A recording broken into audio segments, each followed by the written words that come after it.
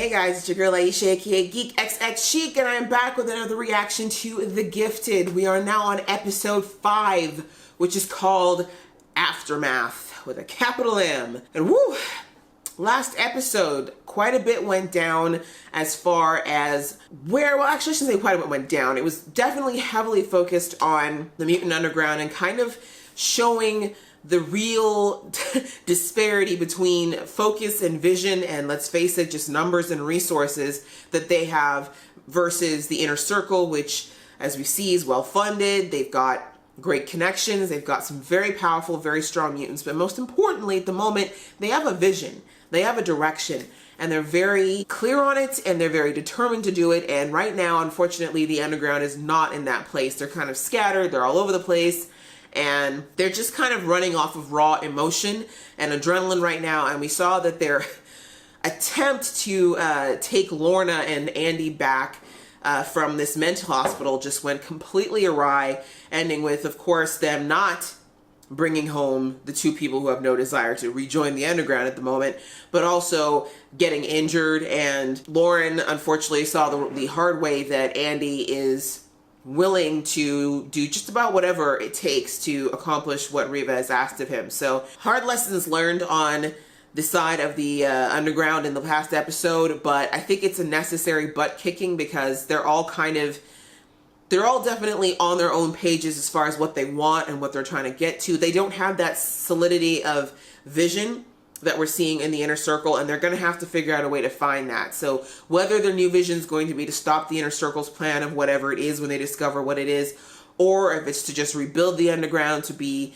what it was or something better, something. They need a vision, and they need to figure out what it is quick and all jump on board. Otherwise, we're just going to see them continue to get torn apart by all these things, all these different factors of their relationships and desires and personal crises and all the other stuff. So, without further ado, let's jump into this and we will chit-chat afterward. Okay? Boop. Leave him alone. He's just having a beer in the daylight. The hand? Check it out. Come on. Let's go see what he's up to. He's just day drinking. Leave him alone. Jeez, can a person day drink in peace? Thanks. Wow, Jace. Wow. You and I both know why you should not be falling for this BS. Let's go. You got your hands full here. Let me take care of it. And you're also a little bit murdery right now, so maybe you should go and try to help people remember that you're a nurse and not a psycho drug pusher. It's okay. Go. Fine. Ooh. Almost had Lorna and Andy. Thank you, mutant with the acid blood. How did you let me? Caitlin, I did the best I could out there. Right? All right. Please, let's just try and salvage something from this. This can't have been for nothing. Please stop thinking about you. It was a violent, and you. Violent mutants. Words matter, folks. Call this what it is. I knew that was coming. Extremist terrorists. What? Don't even look disgusted. You know you're down. You know you're down, Jace. Just kick what's left of your humanity away. It may not be ideal, but it might be the only thing to keep these people safe. You're kind of out of options, pal. So you're going to be living in a lot of human waste, but you'll be free. Following statement. You could see it in his eyes. He wasn't going to let anything stop them. Not even me. I'm glad we're finally starting to get clarity. What's going on? Why is he dressed like a beatnik all of a sudden? What are they? You'll see. Rebecca, look. He's sporting a beret and like a latte soon. Can I talk to her? You got nothing to lose. Yeah, why don't you go talk to Randy? Go find yourself a little girlfriend. Make this whole circle of evil complete. Knock yourself. We're back! And we brought air fresheners. How the hell did he stand the smell down here? He breathed through his mouth. Oop, it's even worse. Poop particles. Taste it. Oh, it's so pretty. Marcus is like, thanks. It's like candy for my powers, thanks. We find these people. You don't. We find you. Ah, called it. Give me a needle. I'll do it. Oh, poor Tell me John. what to do. I'm not gonna let him die. Give me a damn needle. Whoa, okay. Between the second and the third rib. Yeah, okay. Just do a medical procedure. Because you know what you're doing, John. Oh, Johnny, stop it. No, baby, no. John, let me take a look. No. Just get him talking when he answers. Wow. This whole underground group needs to calm the hell down. It shouldn't be long. His hands. My Can I baby. please do this? Yes. You're too pretty to scar. That looks awful. I've never seen you like this. Really, Kate? Miss, I'm gonna blame him for everything just a few minutes ago. Marines. 2 tours. Yeah. Me too. 82nd Airborne. Great. Can we bond later? Questions. Hitler had big dreams too. They No. recruited my True not. X. kid's mom. Good way to put it. So she emits light, he needs light. I'm seeing some potential here. I protect these people. Exactly. You claim to be some mutant savior, then do some freaking saving.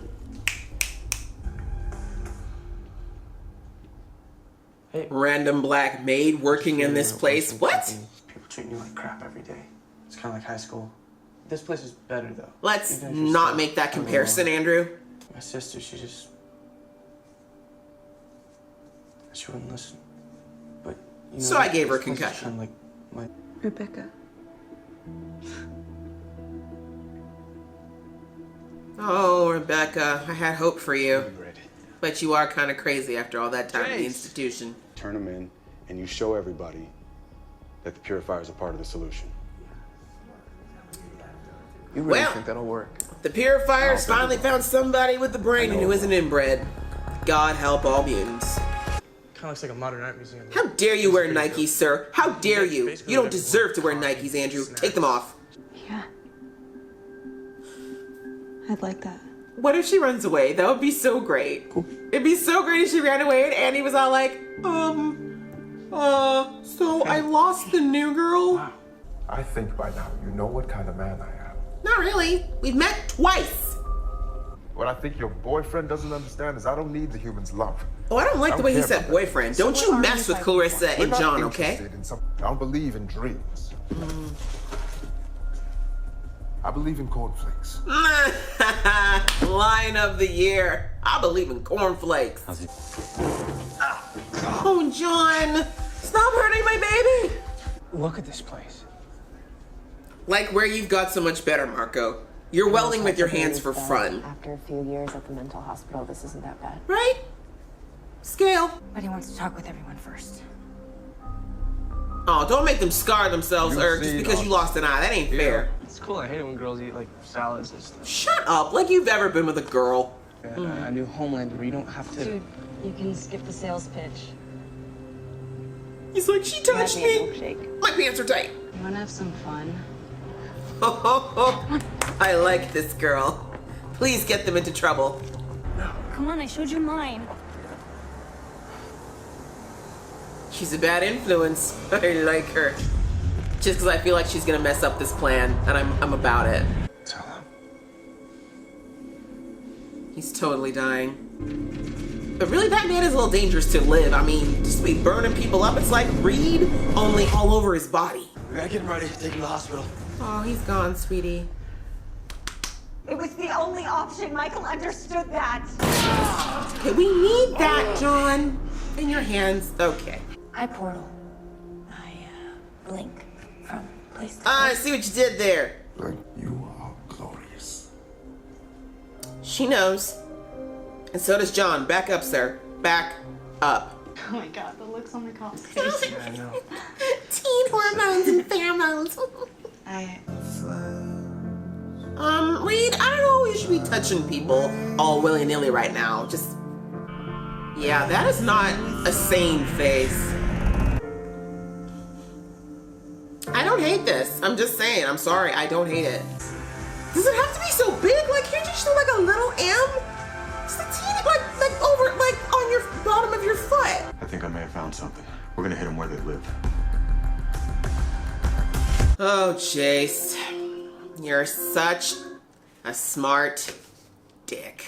Well, guys, that was episode 5 called Aftermath. And, interesting indeed to see how everyone's dealing with all these this mess that the inner circle is created, and is not actually taken care of whatsoever. So yeah, this episode kind of, once again, I feel like even though we definitely had some inner circle stuff, it was, again, I think, highly focused on the underground and what's going on with them. In particular, them trying to still deal with all the things that are going on around them with the inner circle, and just realizing just how many steps behind they are of Riva and her plan. It's very interesting to see like how they're just the scattered nature of everyone right now, and I was kind of hoping we'd start to see them recognizing that and coming back together by now, but it looks like we're gonna still potentially pull further apart before we get to the point where they figure out that they have to stop all having their own independent objectives. So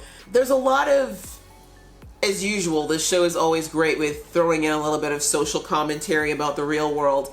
You know, this show and Black Lightning, they're always just teaching us lessons, and whether we want to hear it or not. And in this particular case, we have the talk, you know, with the cops, for example. We see Jace back in the early part of his police career and having a cop who is clearly acting in a bigoted manner, using his authority. Sorry about that. I've got wind coming through my building. Sorry, we've got Jace, so we have this cop who is using his authority to basically exercise the bigotry that he felt towards mutants. And his justification was one incident that happened that was very sideways, and he basically felt from that point on he had the right to harass and even, you know, infringe on the right of other of other mutants. And Jace, who knew deep down that this was wrong, but turning a blind eye to it and following orders. And again, we all know what's going on in certain parts of the world right now, about how certain groups are being targeted sometimes by people in authority, and how other people who might know that that's wrong, rather than standing up for these parties or trying to call out their fellow police officers, they kind of stand complicitly by and let it happen, thinking if they're not doing it personally, it's not as bad. So definitely a little bit of a interesting message to put out there. A message, I guess, but a little bit of a think piece about how complacency isn't necessarily, it's not an absolution of guilt. And Jace, from a very early part of his career, has potentially had a skew built into him towards mutants and how to think and feel about them. And of course, just what happened with his daughter and everything's exacerbated that bias that he had built very early into him. But as a black man, you think of all people, he would understand how wrong it is to paint an entire group of people on the worst case scenarios. We all know that that's not fair for anyone, whether that's the disenfranchised or even disenfranchised, or the police officers who choose to abuse their power. So really good kind of thought piece about making, about that idea and that type of thinking. And it kind of just flowed right into Jace getting into the Purifier group, which we all kind of called, I think, from early in the season. And it's very dangerous. Up until now, it looked like the majority of these Purifiers were just your typical hillbilly folk, not really about brains or any type of forethought when they would do these types of things. But now they've got Jace, and Jace is a thinker. Jace is not as basal as they are as far as his instinct. Like, he does want to hurt mutants, but he's not just about the initial instant gratification of just hurting a few of them like these guys were. He realized that, like, if he really wants to hurt the mutants, he needs to go deeper than just, a surface beating or whatever the case may be. So now these Purifiers have somebody who actually understands the system quite intimately and is actual, as I said, a thinker, orchestrating things. And so things are going to get very, very ominous for the Mutant Underground in particular, because the Inner Circle, unlike the Underground, they're willing to do whatever it takes. Like, we know that Riva and her crew, like, they will kill the Purifiers like that. Like, they have no qualms killing anybody who gets in their way, whereas the mutants and the Mutant Underground are not like that, right? That's the line they try not to cross. So it's going to make life very difficult for our folks, another foe for them to deal with outside of the Inner Circle. So unfortunately, the Mutant Underground now has enemies kind of on two sides of this battle, and they're going to have to figure out a plan and decide which one they want to attack first, really. But it may take a while before the Purifiers actually become as big a threat as, say, the inner circle is posing right now. So my hope is that they'll just kind of, first and foremost, as I said, just get their act together and figure out what it is that they want to do so they can actually start making purposeful, calculated moves instead of all of these sporadic bursts based on whims and emotions. We got a name drop of Dr. Taylor, who is apparently a psychologist or psychiatrist that worked in this mental hospital. She apparently, I think it was a she was apparently sympathetic to mutants. She understood that a lot of them did not belong there and that a lot of the treatment that they were put through was unfair, but she didn't have the power to change any of it. The fact that they dropped her name says to me that we might hear from her at some point or get more information, but we're probably going to see her in an upcoming episode and she'll tell us all about Rebecca, who I have a sneaking suspicion is a bigger wild card that even Reva recognized. I said it several times as she started to open up at the end there. Rebecca's gonna be trouble. That look she had when she was literally interning this safe and turning things on its head, like it was a bit of a maniacal joy. Now, in fairness, that could just be the euphoria of her being able to use her abilities after being locked up for as long as she has, but I don't think it's just that. I get the sense that Rebecca had a tendency towards some darkness already, and Reva's gonna bring that out of her inadvertently. I saw Lorna's face, and Lorna does not trust that girl, and Lorna is crazy, so if she sees crazy, she'll know it. And I think she sees or recognizes that darkness in Rebecca as well. And with Andy being as impressionable as he is, you know, it can't be good for him to be around somebody who's encouraging him to use his powers even more than Reva and everyone else is to just be wantonly violent and destructive. But he's smitten. Let's be real. Andy's a nerd. He used to get picked on. He's got his whole machismo problem that we saw last episode. He doesn't like his little ego being poked, and so now that this pretty girl's giving him 2 seconds of attention, and the fact that he's a walking hormone right now, I'm sure within another episode Rebecca will be able to tell him to jump off of the top of that building, and he'll happily do so. So it'll be interesting to see where that relationship goes, but if she is fully committed to the whole inner circle thing, that is another thing that's going to cement Andy into that group. Even if he was having any type of remote second thoughts, now that he's got some potential action coming out of this, he's not going anywhere. Like, his mama can say and do whatever she wants, but mama, there's some things you just can't compete with your son about, and that's one of them. So other than that, I don't know. Caitlin annoyed me this episode. Again, I know I just keep ranting about her, but the first half of the episode with her just going in on John unnecessarily, it's like, I just need the show, like, they kind of take Caitlin kind of a couple steps forward and then they pull her right back to this whiny space, and it just drives me insane because, like, let's just keep her going on that trajectory we saw her as being someone who's taking a little bit more charge of herself and being a little bit more than just the medical assistant. Like, I don't know, like seeing her actually get very assertive about what she wants to do or at least take charge of getting everybody in a direction, but having her sit there and be like, you were so close, John, why didn't you just split yourself into 16 different ways and just handle everything all at the same time when there was literally 4 of you there and, you know, we were totally outmatched. Yeah, like, sure,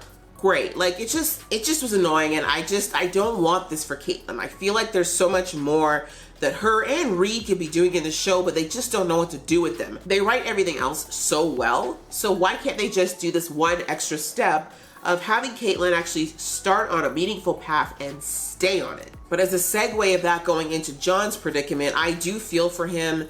He's really struggling this season, as I brought out in episode 1 or 2, with not having this set intention, without having a set purpose or mission. He is really, really struggling with trying to figure out where he belongs in all of this, and his just absolute obsession with keeping this man, this acid man, alive, even though he didn't know him. And let's be honest, in the grand scheme of things, losing him was not the biggest thing in the world. But again, this idea that he's just trying so hard to succeed at something and have a mission that actually has the intended result, and it's just not been happening for a while now. And so it was nice that Kate tried to kind of talk him down a bit and be like, dude, like, you can't take responsibility for everything here. You're doing the best you can. But again, I feel like these are the moments where either her or Reed or someone needs to just, one of the grown-ups needs to just stand up and be like, okay, kids, we're all over the place right now. We're spastic. We're left, right, we're center, we're everywhere.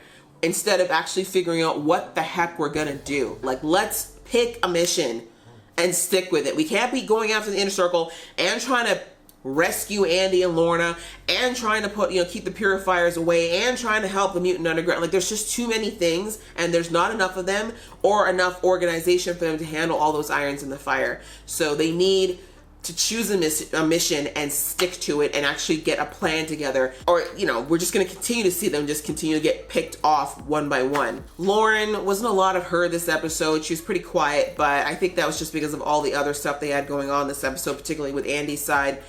And it's a wake-up call. I think she very much relied on the idea deep down that her and Andy had a connection that was strong enough that she'd be able to convince him to do whatever if she really, really wanted him to. But as she figured out, like, when, Andy's his own person.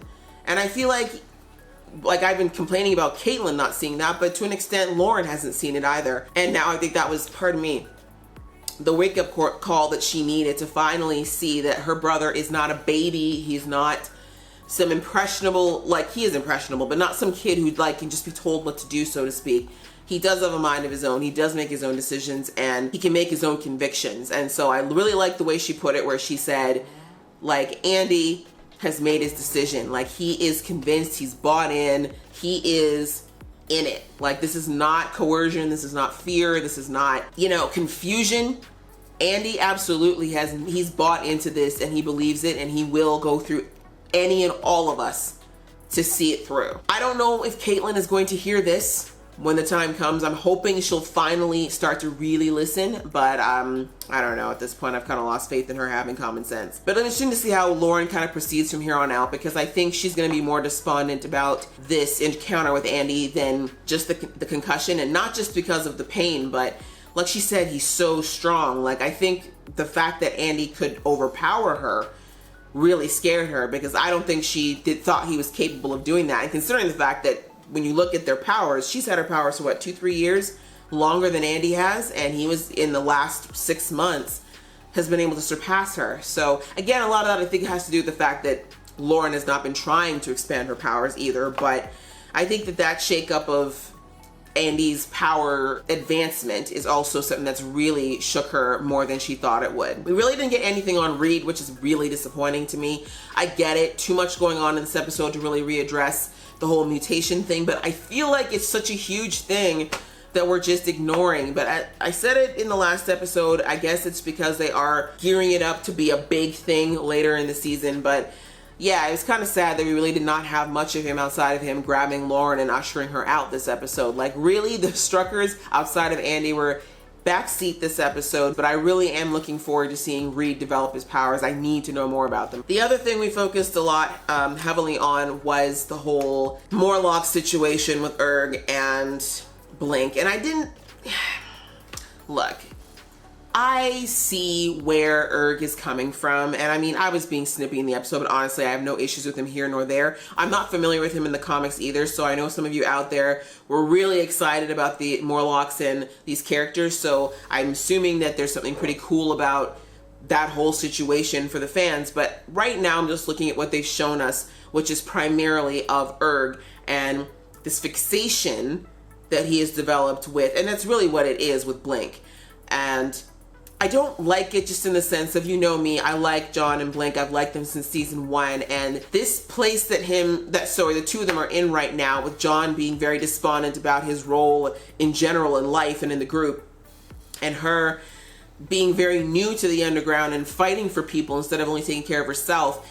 It's just a very weird place for them, and even though they clearly have a good relationship, it is new. This relationship's only a few months old, so I don't like that the show seems like they're kind of trying to insert Erg into this relationship and trying to make her choose between her life with John and the underground and being down there just because she has visible mutations. I mean, a lot of what Erg was saying to her about how she has to hide and that, she's glorious and that up there she's hiding that glory, and he thinks his being passive and living in the sewers and and scarring himself somehow makes him above everything. You know what I mean? Like, that kind of arrogance is very cult-like, first and foremost. In his own way, it's a bigotry towards non physically manifested mutants. And that's really what I take from it, honest to goodness. Like, he's saying, oh, it's because, you know, we're all marked and we should wear our mutation proudly. But why? Do you know what I mean? That's like saying that it's not okay for you to be a mutant in your own way. Like, that whole mentality of like, someone gets to decide what makes you mutant enough, or the fact that he's challenging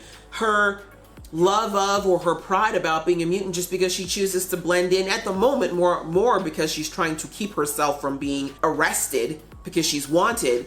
But yeah, like, just this whole idea that Erg gets to decide what's mutant enough. I really hope that Blink's able to see kind of past Erg's mask of, oh, this is all about mutant, you know, celebration and mutant love and pride, and see what it really is, which is a discrimination, and it's a separation. Like, forcing those people to mark themselves even if they weren't. Like, they didn't really choose to be Morlocks. Like, they're just trying not to get thrown back into a torturous situation they never asked to be in. That is just him stripping them of their real, I mean, because they say, oh, it's a choice, but how is it a choice? It wasn't a choice. It was scar yourself for life or go out there and end up either dead or back in a place that's horrible. Like, that's, yes, it's technically a choice, but it wasn't a fair one, and he knew that. And so it just, to me, it brought out a real side of Erg that I'm hoping that Blink doesn't get, like I said, distracted by his words of, his flowery words around mutant pride and all that other stuff, and sees the fact that his way or how he views mutants is not the only right way. And that honestly, him living in the sewers and trying to avoid the populace at large is not an answer either. You know, he's critiquing the inner circle, he's critiquing the mutant underground, but he's not really actively doing anything either.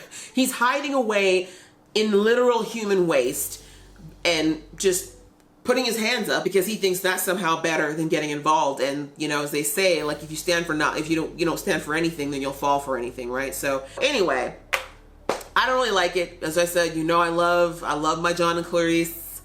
I love my Thunderblink. I don't want them to break up. I don't think that they will, but I can see them potentially drifting apart and having some issues, because I feel like we're going to get a little bit more of the Mutant Underground doing this before they finally come back together and do this. That's basically the whole episode. We don't have any more insight as to what the big plan is that Reva is doing, but we do know that she's gotten yet another piece in her puzzle to make it happen. So I am looking forward to getting a little bit more answers as to what the direction of this plan really is, and what Reva's planning, and how many people she's planning to sacrifice to get there, because I have a feeling not everyone's making it to this utopia. And I'm very curious as to why Lorna seems like she's, I don't want to say hesitant, but they keep zooming in on her with these looks on her face like she's questioning something, and I don't know where that's coming from, when in one side of her mouth she's telling Andy that, you know, he's doing what he has to do for the cause and praising him for that, but then she gives these side eyes when he does other things. So I'm hoping we'll get some more insight into Lorna and her thinking, because we haven't really had it yet. So what did you guys think of this episode? I thought it was really good as usual, and oh, I didn't talk about Jace, I'm sorry, but there isn't much to say there. I think we already know where he's going. But what did you guys think of this episode? Please leave these comments below. I love getting involved in this conversation with you guys. How do you feel about this whole Erg and Clarice situation? And do you think that what I think, that this Rebecca chick is crazy and he's going to be a whole lot more trouble than she is beneficial? Please leave your comments below. Let me know what you're thinking. And if you like this video, guys, please click like it. So if you want to see more from this geeky face, please click subscribe. Until next time, see ya.